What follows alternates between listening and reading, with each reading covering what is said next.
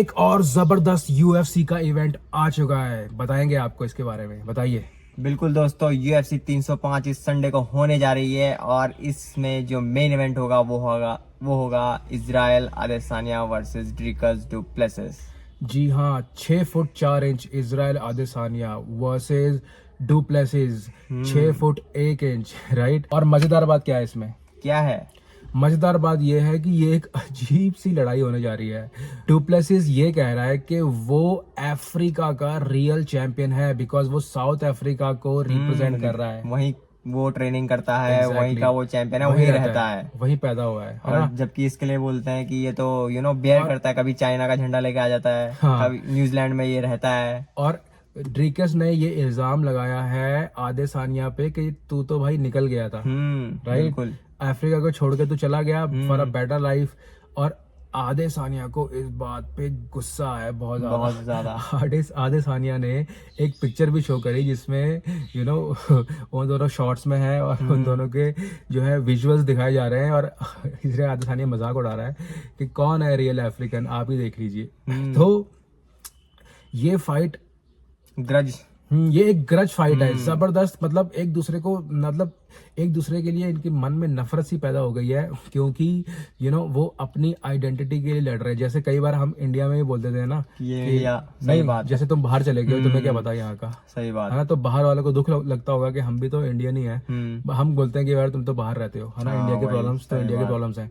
तो वैसे ही आदेसानिया और ड्रीकस डुप्लेसिस के बीच में होने जा रहा है। अब आपको इसके ना हम स्टैटिस्टिक्स बताएंगे, ठीक है, और देखिए कितनी इंटरेस्टिंग फाइट है, बताइए। तो बात करें हाइट की तो 6 फुट 1 इंच डुप्लेसिस की हाइट है और 6 फुट 4 इंच है आदेसानिया की फाइट। तो काफी सही बढ़िया हाइट है दोनों की, काफी लंबे फाइटर हैं। और वेट क्लास हमको पता ही है।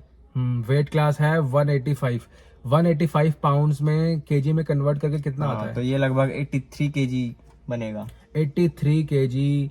अगर मतलब हम लोग पाउंड्स नहीं यूज करते ना, तो केजी में 83 केजी के आसपास है। वहाँ पाउंड यूज होता है। एग्जैक्टली। तो आइए देखते हैं, एज देखते हैं इनकी। तो हाँ, काफी एज मैटर करती है। तो एज में बड़े हैं यहाँ पे आदेसानिया, 5 साल बड़े हैं टोटल। 35 इनकी एज है और वहीं डुप्लेसिस की देखें तो 30 एज है। काफी यंग फाइटर हैं डुप्लेसिस। हाँ, तो एज काफी इंपॉर्टेंट फैक्टर भी है मिक्स मार्शल आर्ट्स के अंदर। यंग है डुप्लेसिस ना अभी, बिल्कुल यंग है, लेकिन आदेसानिया को हम बैक ऑफ नहीं कर सकते। काफी अच्छे स्ट्राइकर हैं और हम जानते ही हैं इनके नॉकआउट काफी जबरदस्त रहते हैं। और वो परेरा वाला तो काफी जबरदस्त है, एकदम से ही मूव करके बूम। स्ट्राइकिंग में तो आदेसानिया को काफी चैलेंज देना मुश्किल होता है, बट ड्रीकस डुप्लेसिस की एक स्ट्रेंथ भी है। हाँ, वो है उसकी रेसलिंग। काफी जबरदस्त रेसलर है और टेक डाउन करने में काफी मजा आता है इनको। एक फाइट हुई थी डैरन टिल के साथ, बार बार टेक डाउन कर रहा था ये उसमें उसको। और एक और फाइट थी, वो भी रेसलर ही था इसका अपोनेंट, राइट, बट उसको भी इसने टेक डाउन आसानी से कर लिया था। और रॉबर्ट विटेकर को भी इसने रॉबर्ट विटेकर वाली तो काफी चैलेंजिंग फाइट थी। उसी में से इनको काफी पब्लिसिटी मिली है। एग्जैक्टली। तो अब ये देखना होगा क्योंकि इजराइल आदेसानिया का टेक डाउन डिफेंस बहुत अच्छा है ना। अब देखना होगा कि ड्रीकस आदेसानिया को टेक डाउन कर पाता है या नहीं कर पाता, क्योंकि अगर वो स्ट्राइकिंग के लिए जाएगा तब तो फंस जाएगा। और वो हार जाएगा। उसकी स्ट्रेटेजी यही होनी चाहिए कि टेक डाउन, जैसे हबीब और लड़ते हैं, दागिस्तानी फाइटर्स करते हैं। एग्जैक्टली, पकड़ो और गिराओ और थकाओ उसको, जितना थका ग्राउंड सकते एंड हो। पाउंड, है ना। और लास्ट राउंड में बूम बूम स्ट्राइकिंग करो, और काफी जबरदस्त स्ट्राइकिंग करते हैं। और ये जो डुप्लेसिस है ना, इसकी स्ट्राइकिंग बड़ी अजीब सी है, पर वो एफिशिएंट है, मतलब रिजल्ट लाके देती है। सही बात। लास्ट टाइम इसकी फाइट थी स्ट्रिकलैंड के साथ, जो कि काफी क्लोज फाइट थी। पहले 2-3 राउंड में तो ऐसा लग भी नहीं रहा था कि ये जीतेगा, जिस हिसाब से खेल रहा था। लेकिन वही है, 4th राउंड में आगे इसने मार दिए, खून निकाल दिया उसका। एग्जैक्टली। तो अब हमें देखना होगा कि ये दोनों फाइट का रिजल्ट क्या आता है। बिल्कुल। मैं ऐसा सोच रहा हूँ कि डुप्लेसिस इस फाइट को जीत जाएगा, और आप क्या सोच रहे हैं? मेरे हिसाब से तो आदेसानिया वापस रेन करेगा अपनी मिडिल वेट चैंपियनशिप बेल्ट और बन जाएगा चैंपियन नया फिर से। और इस फाइट के रिजल्ट के बाद क्या होने जा रहा है, डेना वाइट ने ये बोला है कि अगर कोई भी ये फाइट जीते, शॉन स्ट्रिकलैंड को मिलेगा दूसरा मौका, टाइटल। हाँ, तो वहाँ पे फिर फंस जाएगा आदेसानिया। डर बिठा रखा है उसने उसके अंदर। मैंने तेरे को पहले राउंड में चित कर दिया था। और ये पहले राउंड में तो नहीं, पर हाँ पहले राउंड में उसको नॉकडाउन जरूर किया था। लेकिन अब ये एक और बात आ गई है कि रॉबर्ट विटेकर लड़ने जा रहा है हमजाद चिमाएव के साथ, राइट। और अगर रॉबर्ट विटेकर जीत जाता है तो उसका क्या होगा? तो रॉबर्ट विटेकर 3 फाइट जीत गया, स्ट्रीक में, हाँ। है ना, स्ट्रीक में पहुंच जाएगा। तो क्या रॉबर्ट विटेकर को चांस मिलेगा? नया वो champion डिजर्व बनेगा। करता है, क्योंकि जो चैंपियन अभी है, एग्जिस्टिंग चैंपियन डुप्लेसिस, वो कह रहा है कि उस अगर ये रॉबर्ट विटेकर जीतता है तो रॉबर्ट विटेकर डिजर्व करेगा इंस्टेड ऑफ शॉन स्ट्रिकलैंड। हाँ, तो वही होगा, अगर ड्रिकस जीतेगा तो फिर वो स्ट्रिकलैंड की जगह उसी को देंगे, विटेकर को ही देंगे। और उसके बाद क्या पता स्ट्रिकलैंड को मौका मिले। और अगर हामजाद जीत जाता है तो हामजाद तो फेवरेट चाइल्ड है यूएफसी का। हाँ, सही बात, वो तो वैसी स्ट्रीक में बना रहेगा। तो वो यूएफसी चाहेगी कि वो चैंपियन बन जाए, ताकि पब्लिसिटी और मिल जाए, अरब वर्ल्ड में और ज्यादा फेमस हो जाए यूएफसी। सही बात। तो अब देखना होगा कि ये फाइट कौन जीतेगा। मैं कह रहा हूँ ड्रिकस डुप्लेसिस जीतेगा, ये कह रहा है कि आदेसानिया जीतेगा। तो अब बात, तो को मेन इवेंट इस फाइट से पहले कौन सी फाइट होगी, आइए जानते हैं उसके बारे में। तो कौन सी फाइट है इस फाइट से तो पहले? इस फाइट से पहले 2 फाइटर लड़ेंगे फ्लाईवेट की, फ्लाईवेट का मतलब क्या है? मतलब कौन सी वेट डिवीजन है? बिल्कुल 53 केजी, लगभग 53-54 केजी के आसपास इनका वेट बैठता है। और 135 पाउंड्स की वेट डिवीजन है। तो काई कारा फ्रांस वर्सेस स्टीव अर्सेग, स्टीव अर्सेग और काई कारा फ्रांस, राइट? इन दोनों के बीच में फाइट होने जा रही है। तो इसकी इंटरेस्टिंग बात यह है कि स्टीव जो काई कारा फ्रांस है वो सेम कैंप से आता है, आदेसानिया के कैंप में ही वो प्रैक्टिस करता है। तो उस कैंप से वो आता है, और जो स्टीव अर्सेग है उसने लास्ट फाइट टाइटल फाइट लड़ी थी और जिसमें वो हार गया था। तो ऐसा माना जाता है कि अगर काई कारा फ्रांस इस फाइट को जीतता है तो उसे भी टाइटल के लिए एक अपॉर्चुनिटी दी जाएगी इस फाइट के बाद। तो ये फाइट काफी इंटरेस्टिंग फाइट है, क्योंकि कम वेट के ये फाइटर्स हैं, फास्ट होती है फाइट, नॉकआउट देखने को आसानी से मिल जाता है इन फाइट्स में। एग्जैक्टली। आइए जानते हैं कि इनके क्या स्टैटिस्टिक्स है, क्या इनमें फर्क आता है। सबसे पहले एज क्या है इन दोनों फाइटर्स की? एज तो यहाँ पे दोनों लगभग सिमिलर एज के हैं। अर्सेग यहाँ पे 29 एज के हैं और काई कारा फ्रांस जो है 31 से है। तो यंग फाइटर बोलेंगे हम इनको। हाँ, यंग फाइटर है, हाँ, ठीक ठाक है। और काई कारा फ्रांस तो काफी लंबा फाइटर है, नहीं, लंबा नहीं, ये छोटा स्टीव अर्सेग काफी लंबा फाइटर है। तो नहीं, और काई कारा फ्रांस तो काफी हाइट में छोटा है उससे ना, स्टीव अर्सेग से। तो ये जो रेंज है, देखना होगा कि इस रेंज में किस तरीके से वो एडजस्टमेंट करता है। बिल्कुल, राइट। वही फाइटर स्ट्राइकर हैं और नॉकआउट देखने को मिल सकता है हमको इस फाइट के अंदर। हाँ, और नॉकआउट देखने के लिए ही दुनिया आती है। बिल्कुल सही बात है। तो लेट्स होप कि नॉकआउट मिले, क्योंकि अभी जो रिसेंट मेन इवेंट क्योंकि जो अभी इवेंट हुआ है यूएफसी का वो इतना बोरिंग था, सारी फाइटें डिसीजन, कोई नॉकआउट नहीं हुआ। तो इसीलिए हमने भी इस फाइट कार्ड के बारे में कोई डिटेल्स यहाँ पे नहीं डाली। अब देखना होगा कि क्या हमें नॉकआउट देखने को मिलता है। काई कारा फ्रांस नॉकआउट कर सकता है, पर स्टीव अर्सेग भी भाई पीछे नहीं है। इसकी जो फाइट हुई थी ना, लास्ट फाइट, वो बहुत ही जबरदस्त फाइट थी, 5 राउंड की फाइट थी, टाइटल वाली फाइट थी, बहुत ही क्लोज फाइट थी। और ये जीतते जीतते मतलब ऑलमोस्ट लोग कह रहे हैं कि ये जीत गया था, बट थोड़ा सा कमी रह गई थी। तो अब देखना होगा कि इस फाइट में ये कैसा परफॉर्म करते हैं। वही है, चैंपियन को ही आखिरी में मौका दे दिया जाता है जीतने का। एग्जैक्टली। आइए देखते हैं कि अब जो तीसरी फाइट है वो देखते हैं वो क्या होने जा रही है। तो बताइए तीसरी फाइट किसके बीच में? तो गाइस, तीसरी फाइट होगी यहाँ पे Gamrot versus Dan Hooker. Gamrot versus Dan Hooker, भाई इन दोनों का तो मैं फेवरेट हूँ। मैं नहीं, मतलब सभी फेवरेट हैं। ये दोनों मेरे फेवरेट हैं। जो गैमरॉट है ना, इसकी रेसलिंग इतनी जबरदस्त है। इसकी फाइट हुई थी अरमान शाहरुखियान के साथ। हाँ, वो काफी क्लोज फाइट थी और अरमान जीत गया था। शाहरुखियान की रेसलिंग कितनी अच्छी है, लेकिन इस बंदे ने भाई उसे भी हरा दिया था। ये बहुत ही तगड़ा इसका जो है रेसलिंग का बैकग्राउंड है। लोग ऐसा मानते हैं कि ये हरा सकता है इस्लाम महाकचिफ को। बिल्कुल, इसने भी वही कहा है कि मैं इस वेट डिवीजन में सबसे अच्छा रेसलर हूँ। हाँ, तो और इसकी फाइट होने जा रही है डैन हुकर के साथ, जो फैन फेवरेट डैन हुकर। लंबा फाइटर है, 6 फुट। ऐसा मतलब यूएफसी में तो स्टैटिस्टिक्स में 6 फुट आता है, बट 6 फुट 1 इंच के आसपास ये फाइटर है। काफी लंबा फाइटर है। देखना होगा कि ये किस तरीके की परफॉर्मेंस देगा अगेंस्ट गैमरॉट, बिकॉज गैमरॉट तो भाई रेसल करने वाला है। और वही, अब ये क्या बोलते हैं, लाइट वेट में हो ही क्या गया है, उसको चोट लग गई है अपने इस्लाम महाकचिफ को। उसकी तो टेंडन टूट गई है हाथ की। तो अब इस साल क्या पता लड़े वो ना लड़े। और अब ये बोल रहे हैं यूएफसी के अंदर, ये खबर चल रही है कि क्या पता एक इंटरिम बेल्ट देखने को मिल जाए। और वहां अगर यहाँ से डैन हुकर जीतता है, या डैन हुकर तो नहीं, गैमरॉट जीतता है, तो उसका वर्सेस अरमान शाहरुखियान एक और रीमैच हो सकता है। और वहीं से कोई टाइटल फाइट मिल जाए तो काफी जबरदस्त होगी। क्योंकि डैन हुकर तो काफी नीचे है, अभी शायद 10-11 इनकी रैंकिंग है, हाँ तो ये तो अभी वही लड़ रहे हैं कि बेसिकली ये फाइट ना गैमरॉड के लिए अपॉर्चुनिटी गैमरॉड के लिए, है। अगर गैमरॉड जीतता है तो उसे एक इंटरिम टाइटल मिल सकता है अगेंस्ट अरमान सारूखियान, है ना। और जो डैन हुकर है उसके लिए तो ये कमबैक फाइट है भाई। वो ज्यादातर फाइट्स तो अपनी लास्ट 5 फाइट्स में से वो ज्यादातर फाइट्स हार चुका है। और उसने लास्ट इंटरव्यू में भी यही बोला था कि मैं टॉप 5 हंट करने जा रहा हूँ, अब देखता हूँ क्या होता है। तो देखते हैं अगर वो इनको हरा दे तो। पर एक इंटरेस्टिंग बात है, डैन हुकर बड़े इंटरेस्टिंग टैटूज बना के आ रहा है। पूरी बॉडी पे भाई ने टैटू बना दिए हैं, तो देखना होगा कि ये टैटू उसकी हेल्प करते हैं या नहीं करते, राइट। और देखते हैं क्या होता है। दोनों ही फाइटर कितने एज के हैं? दोनों फाइटर यहाँ पे ज्यादा एज का फर्क नहीं है, 1 साल का एज का फर्क है। डैन हुकर यहाँ पे 34 साल के हैं और हमारे गैमरॉड 33 साल के हैं। हाँ तो ये 34-33 ये जो होता है ये मिडिल लाइट वेट में 155 पाउंड्स की ये वेट डिवीजन है। केजी में होता है 70 किलो, राइट। तो इस वेट डिवीजन में हाँ ये जो एज है ना, ये मतलब लास्ट फेज बोलते हैं इसको करियर का, इस वेट डिवीजन में। जैसे वो हमारे हाँ डस्टिन पोरियर हो गया और जस्टिन गेजी पहुंच चुके हैं, उन्होंने बोल ही दिया है क्या पता हमारे रिटायरमेंट का समय नजदीक हो। तो देखना होगा कि अब गैमरॉड कैसा परफॉर्म करता है, क्या उसे टाइटल इंटरिम टाइटल शॉट मिलता है सारूखियान के साथ या नहीं मिलता। बहुत ही इंटरेस्टिंग फाइट है। एक तो रेसलिंग करेगा और दूसरा बंदा स्ट्राइकिंग करेगा। और एक और इंटरेस्टिंग बात, ये फाइटर भी डैन हुकर भी न्यूजीलैंड के कैंप से आता है।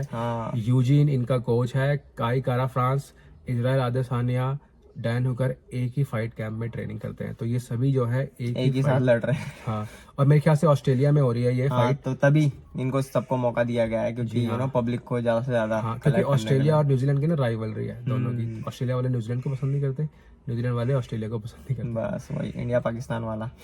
इतना तो हमारा तो ज्यादा है, लेकिन वहाँ कंपटीशन उसमें ज्यादा होता है, कंपैरेटिव है। दोनों कंट्रीज है एक दूसरे के खिलाफ, चिढ़ते नहीं है वो।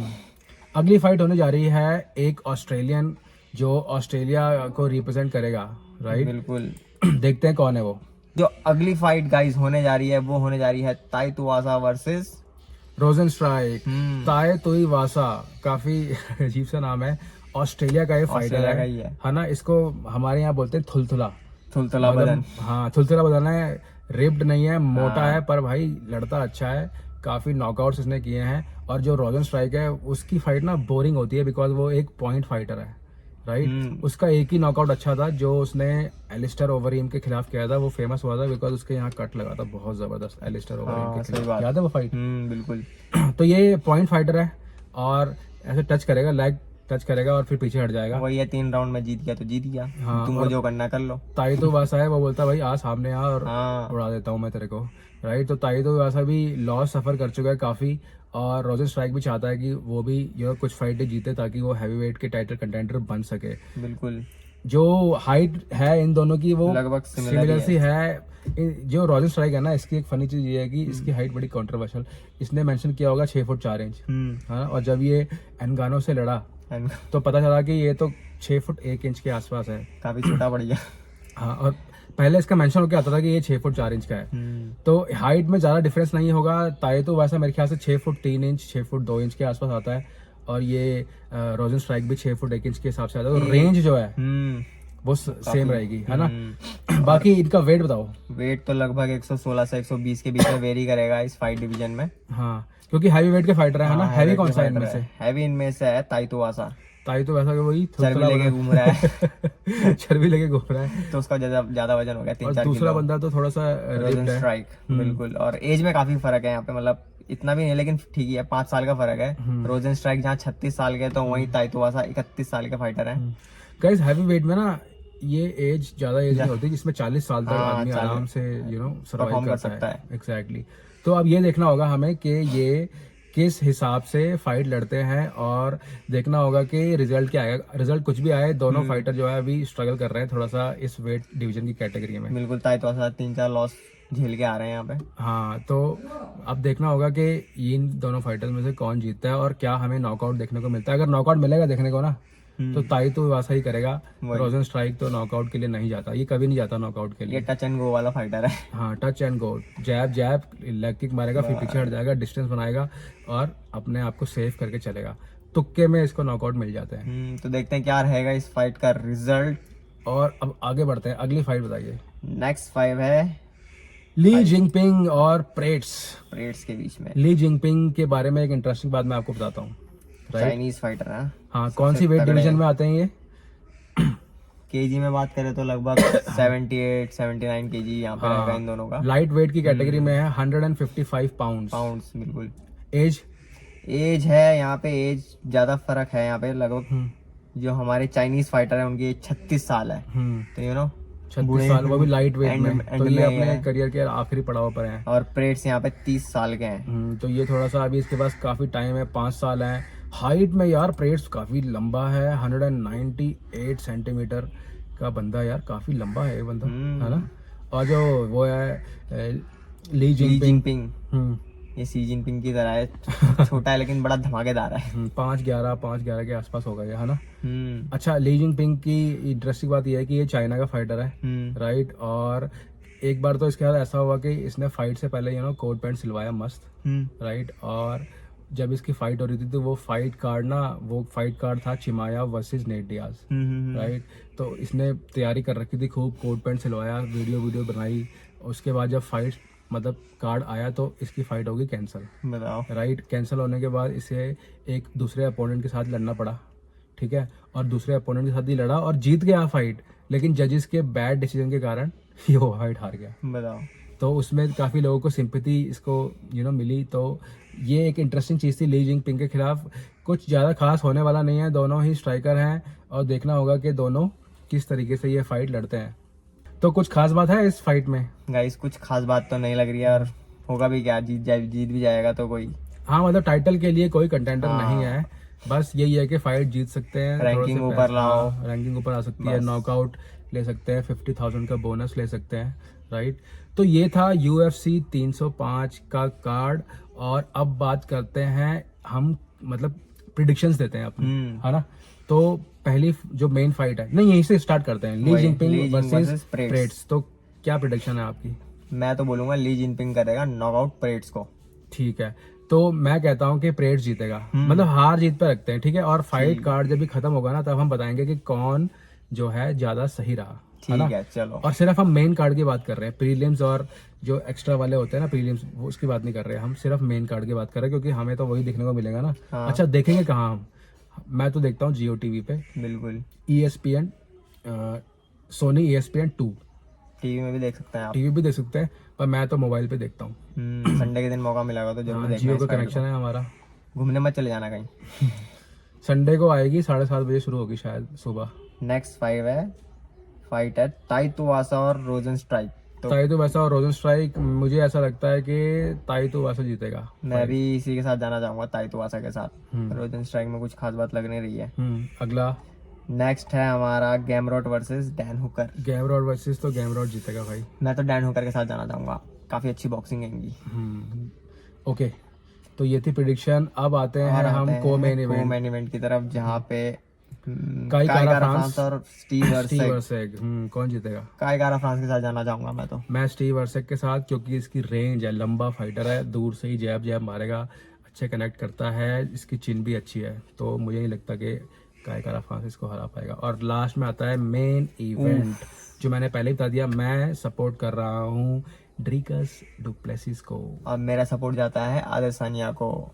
तो अब देखना होगा कि ये फाइट कार्ड के रिजल्ट्स क्या आते हैं। आप कमेंट्स में मेंशन कर सकते हैं अपने रिजल्ट्स, और फिर हम देखेंगे फाइट खत्म होने के बाद कि क्या रिजल्ट्स आते हैं। UFC समाचार को सब्सक्राइब कर लीजिए, वीडियो को लाइक कर लीजिए। जब ये फाइट कार्ड खत्म होगा संडे को, तो हम फिर से वीडियो बनाएंगे और बताएंगे कि रिजल्ट्स क्या क्या रहे, है ना। तब तक के लिए बाय बाय।